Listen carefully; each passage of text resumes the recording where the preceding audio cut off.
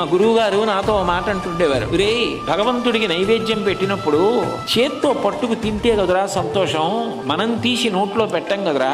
నువ్వు నా ఇంటికి వచ్చావు అనుకోరా, నీకు నేను భోజనం పెడితే నువ్వు కదరా తినాలి. నేనేం చేయగలను, ప్రేమగా వాడు వస్తున్నాడని వంట చేయించగలను. విస్తట్లో వడ్డించిన తర్వాత నువ్వు తీసుకు తింటూ ఉంటే నువ్వు తింటున్న విధానాన్ని బట్టి రే ఇంకొంచెం వేసుకుంటావా అంటే, గురువుగారు చాలా బాగుండారు అమ్మగారు అంటే కదరా సంతోషం.